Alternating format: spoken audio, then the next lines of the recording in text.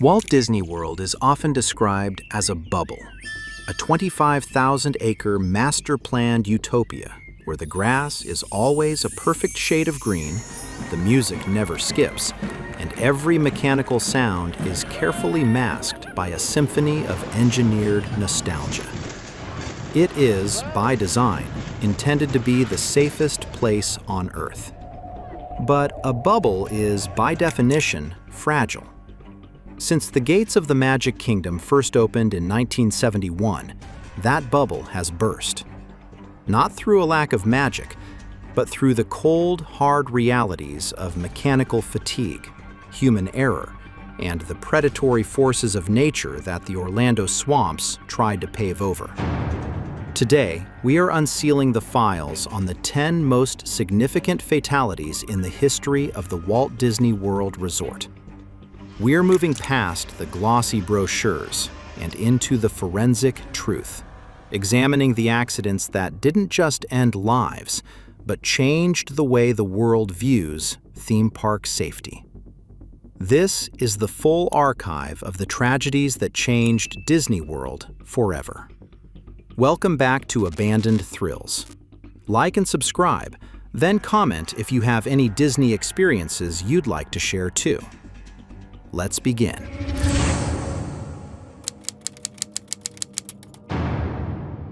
August 1980. The Florida humidity was a physical weight, pressing down on the crowds at Disney's River Country. This was Walt Disney's first major water park venture, an old swimming hole themed to Mark Twain's Missouri. Among the thousands of guests seeking relief from the heat was an 11-year-old boy from New York. He spent the afternoon splashing in The Cove, a large lagoon filtered with water directly from the adjacent Bay Lake. To the boy and his family, it was a rustic paradise. They had no idea that the natural water they were playing in contained a prehistoric predator that no amount of sand filtering could stop. River Country was a unique engineering experiment. Unlike modern parks that use closed-loop, heavily chlorinated systems, River Country utilized a unique bladder system to keep the lake water separate, but it still relied on natural water as its source.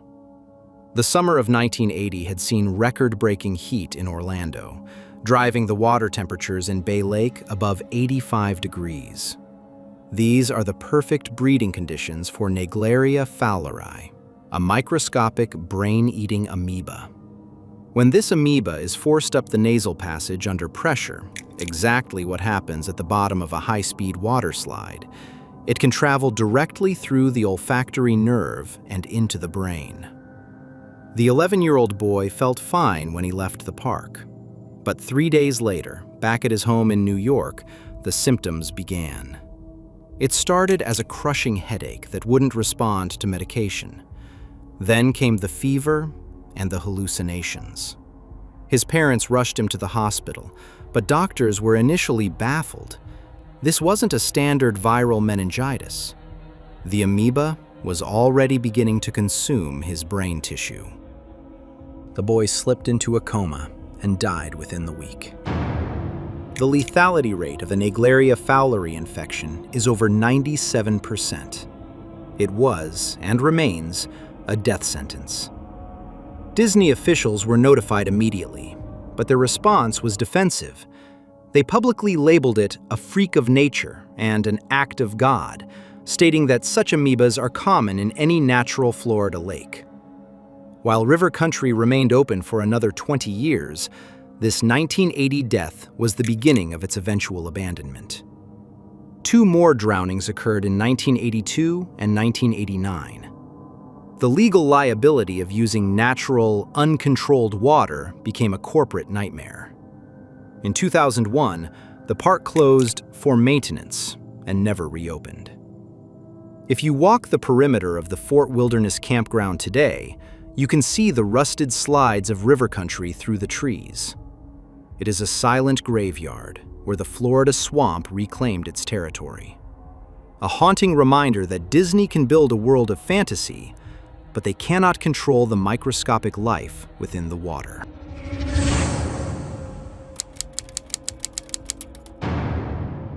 February 14th, 1999. Valentine's Day at the Magic Kingdom. Raymond Barlow was a 65-year-old part-time employee, a grandfather who had taken the job for a little extra income and the chance to be near the magic. He was part of the custodial staff at the Skyway, a classic gondola ride that carried guests between Fantasyland and Tomorrowland. It was early morning, before the park had opened to the public, and Barlow was performing his routine sweep of the Skyway platform. The Skyway used a mechanical release system for its bucket-style gondolas. The safety protocol was strict. The ride was never to be started while staff were on the platform tracks. But that morning, a communication breakdown occurred between the operators at the Fantasyland and Tomorrowland stations. A ride operator, believing the platform was clear, engaged the drive system. As the gondolas began to move, one of them struck Barlow from behind, knocking him off the platform edge. He didn't fall immediately. He managed to grab onto the bottom of the gondola, dangling 40 feet above the concrete path. For several agonizing seconds, Barlow held on while staff frantically tried to hit the emergency stop. But the momentum of the cable was too much. His grip failed. Barlow fell to the ground, striking the concrete in a restricted area of Fantasyland. He was pronounced dead at the scene. Because the incident happened before rope drop, the public was never aware of the tragedy occurring just yards from where they would soon be eating breakfast. OSHA launched an investigation and found that the Skyway's communication protocols were critically flawed. They fined Disney $4,500, a maximum penalty at the time for serious violations. The investigation also revealed that the Skyway was suffering from mechanical fatigue, with the gondola latches showing signs of wear that had been previously ignored. Disney made the decision to close the Skyway permanently later that year, removing the towers and the cable that had been a park staple since 1971. Raymond Barlow's death was the final chapter for one of Disney's most iconic rides. Today, the space where the Skyway stood is occupied by the Rapunzel-themed rest area. No sign remains of the man who died there, just another name in the archive of the magic's human cost.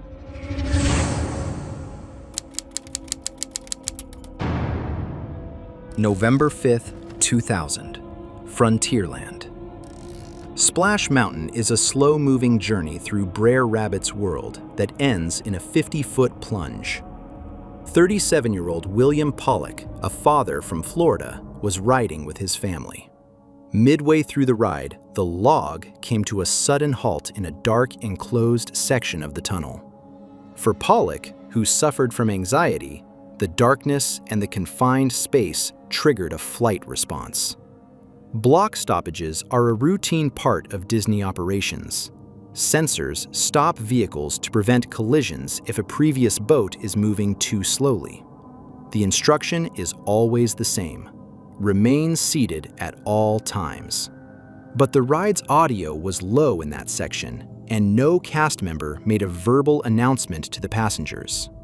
Pollock, believing the ride had broken down and fearful of being stuck, decided to take matters into his own hands. Pollock climbed out of the log and stepped onto the small maintenance path alongside the water channel.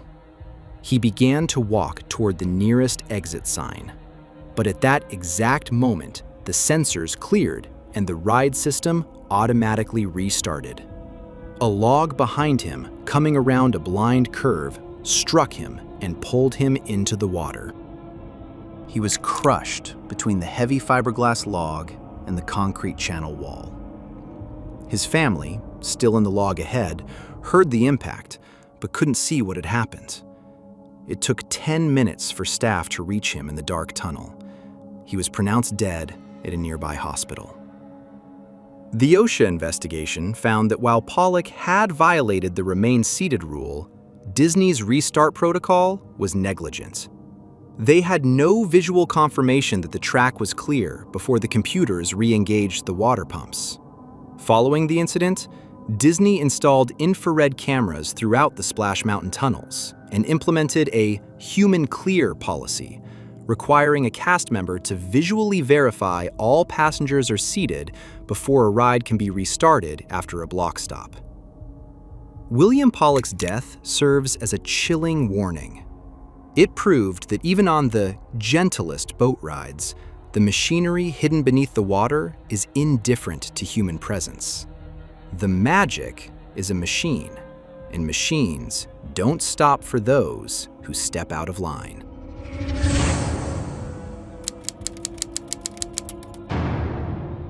June 13th, 2005, Epcot.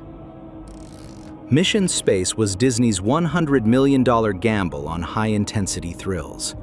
It wasn't a roller coaster, it was a centrifuge, a massive spinning arm that simulated the 2.5 Gs felt during a rocket launch to Mars. 4-year-old Dowdy Bamuwamie stood in line with his mother. He was 44 inches tall, exactly meeting the height requirement. He was a brave kid, a Disney lover, and he was ready to blast off. The ride was so intense that it featured sick bags in every cockpit and multiple warning signs about heart conditions and high blood pressure. But for a 4-year-old, heart condition is an abstract concept. Dowdy appeared perfectly healthy. He was strapped into his seat, the cockpit closed, and the lights dimmed. As the centrifuge hit its peak rotation, the launch phase, Dowdy's head lolled to the side. His mother, sitting inches away, thought he was just overwhelmed by the lights and the sound.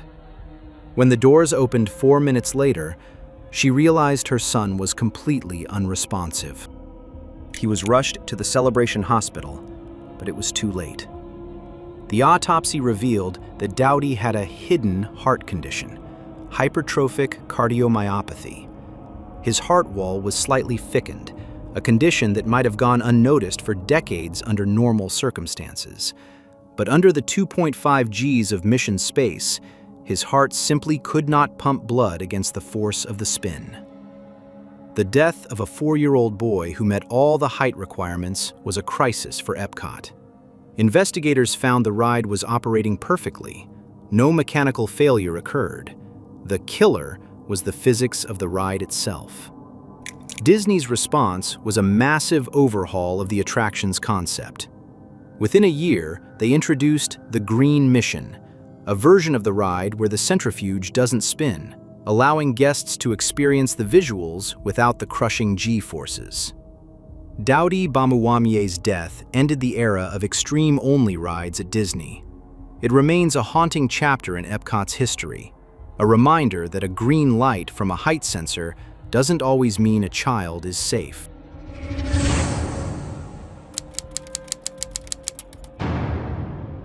April 11th, 2006, Epcot. Just 10 months after Dowdy's death, the Mission Space cockpit claimed another life. Hiltrude Blumel was a 49-year-old woman visiting from Germany. She had just finished a long flight, was likely dehydrated, but was determined to see every part of Future World. She chose the Orange Mission, the high-intensity version. By 2006, Disney had added even more warning signs. They were now distributing medical flyers in multiple languages. But for an international tourist on a once-in-a-lifetime trip, the pressure to experience everything is immense. Blumel felt fine before boarding, but she had an undiagnosed brain aneurysm. During the flight simulation, the sustained G-forces caused a massive brain hemorrhage. She walked off the ride feeling dizzy, which is a common complaint for Mission Space guests. She made it as far as the gift shop before collapsing. She died the next day. The medical examiner confirmed that the ride's forces had triggered the rupture of her pre-existing aneurysm. This was the second fatality in less than a year on a ride that had been open for less than 3 years. This second death was the tipping point. Disney began requiring every guest to receive a safety card that they had to hand back to the operator before boarding, ensuring they had at least looked at the warnings. They also increased the visibility of the green mission as the recommended choice for anyone who wasn't in peak physical condition. Hiltrud Blumel's death is the reason Mission Space is the only ride at Disney World that feels more like a medical screening than a theme park attraction. It is a machine that demands perfection from the human body.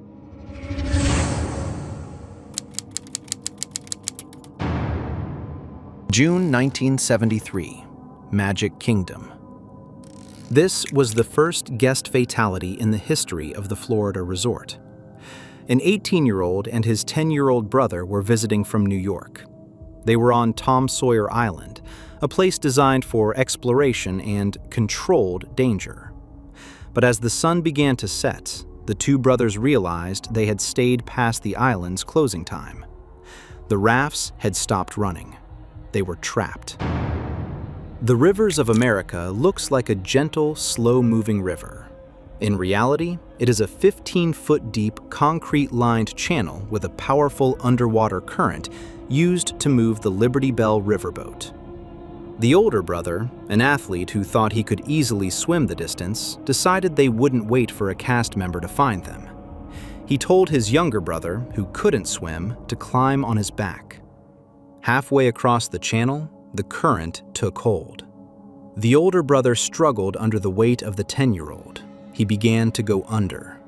In a final act of desperation, he pushed his younger brother toward the shore of the mainland, submerged, and didn't resurface.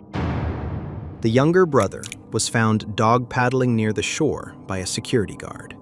He was traumatized, but physically unharmed. It took divers 4 hours to find the 18-year-old's body at the bottom of the channel, wedged near the riverboat's underwater guide rail. This death was the first time Disney's happiest place on Earth image was tested by a tragedy. The investigation found no negligence on Disney's part, but the park realized they needed to better secure Tom Sawyer Island after hours. They installed heat-sensing cameras and improved the sweep protocols to ensure no guest was ever left behind again. The Rivers of America drowning is a forgotten tragedy, largely overshadowed by later accidents. But it remains the first time the Orlando swamp claimed a life within the castle walls, a reminder that the river is not a ride. It is a deep, dangerous body of water.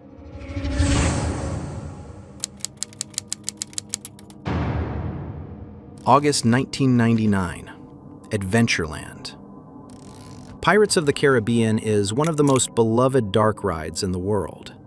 It's a slow-moving boat ride that feels entirely safe. A 12-year-old boy was riding with his family. The boat was full, the yo-ho music was playing, and the scenes of the burning city were passing by. The ride features 2 small drops, but otherwise, the boats float freely in a shallow concrete trough. At the very end of the ride, the boats are lifted out of the water by a massive metal conveyor belt to return to the unload station. There are no seat belts. The ride relies on guests remaining seated as per the safety announcements. The 12-year-old boy stood up to get a better look at a scene. He lost his balance as the boat bumped against the side of the channel.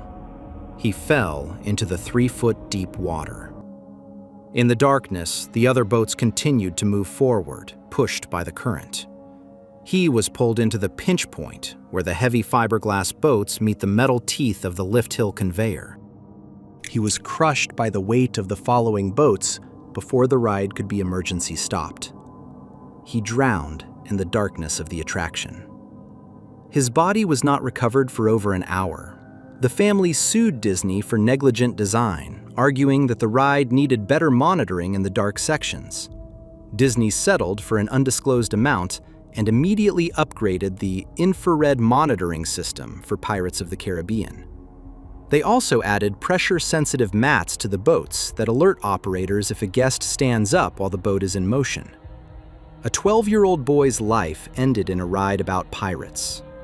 It proves that even on the slowest boat rides, the danger isn't in the drop. It's in the water you can't see and the machinery that never stops moving.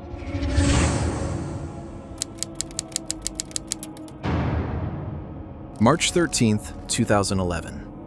Animal Kingdom. Russell Roscoe was a 52-year-old attractions mechanic, a veteran of the Disney maintenance team who prided himself on his work. It was the graveyard shift, 2 a.m. He was performing a wet test on the brakes of Primeval Whirl, a spinning coaster themed to a cheesy roadside carnival. Maintenance at Disney is a 24-hour operation, and mechanics often work in live zones while test vehicles are cycling. The safety of the mechanics relies on gate sensors that are supposed to automatically shut down the ride if a gate to the track is open. But Disney's maintenance culture had become efficiency first. As Roscoe was kneeling on the track to conduct a pressure check, a test vehicle, released by another worker who didn't know Roscoe was there, came around a tight curve. The gate sensor, which had been malfunctioning for weeks, failed to trigger the emergency stop. The vehicle struck Roscoe in the head at 30 miles per hour, knocking him 20 feet to the concrete below. Roscoe died the next morning. He was the second employee to die on Primeval Whirl in 4 years. The first was Karen Price in 2007. This double fatality pointed to a systemic failure in Disney's safety culture. OSHA delivered one of the most scathing reports in Disney history. They fined the company $69,000 and documented maintenance fraud, records showing that sensors were being signed off as functional when they hadn't been tested in months. The report found that Disney had ignored repeated warnings from its own mechanics about the Primeval Whirl track layout. The ride earned a reputation as a cursed attraction and was permanently demolished in 2020. Russell Roscoe was one of the men who kept the magic running while the world slept. His death exposed the dark reality of what happens when a theme park prioritizes efficiency over the lives of the people who build it.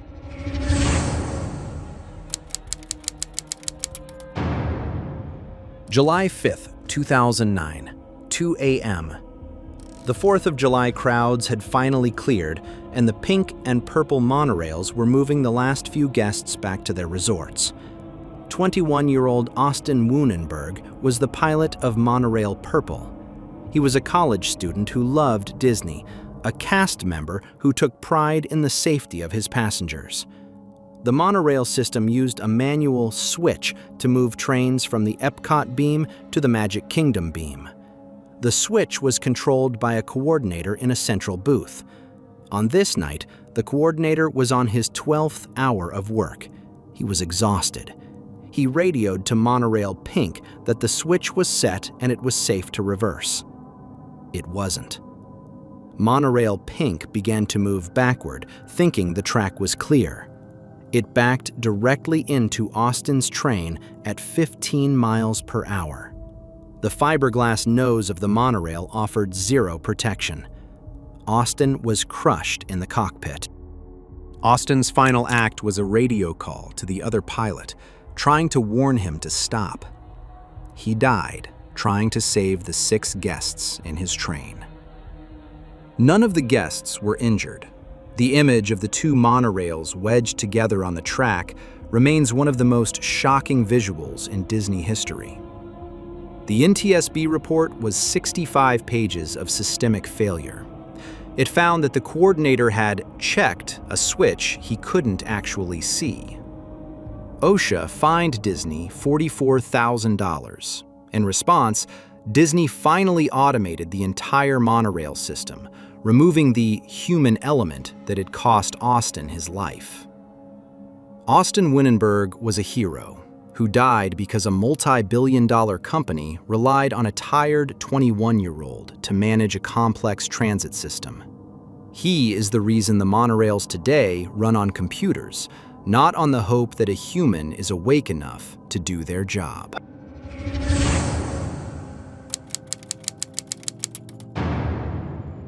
June 14th, 2016, Grand Floridian Resort. It was movie night on the beach. Families were gathered on the sand of the Seven Seas Lagoon, watching a Disney film under the stars. 2-year-old Lane Graves, visiting from Nebraska, was playing in the shallow water, splashing his feet. His father, Matt, was standing just feet away. The water was calm. The castle was visible across the lagoon. It was the perfect Disney moment. Disney World is built on a swamp. Alligators are a reality of Florida life. Disney's wildlife management team removed over 200 alligators a year from the property, but they never shared this data with guests. They didn't want to spoil the magic with the reality of predators.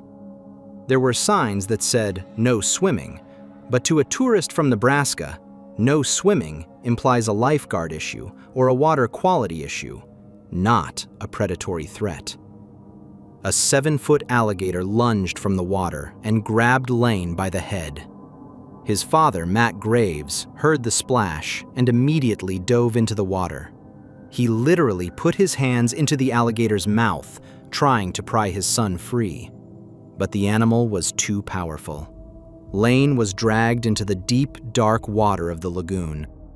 It took 16 hours for divers to find Lane's body.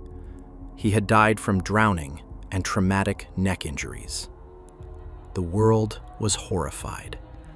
How could a 2-year-old be taken at a luxury resort where a room costs $800 a night? The investigation revealed that Disney had been warned by staff multiple times about aggressive alligators in the Seven Seas Lagoon that had lost their fear of humans because guests were feeding them.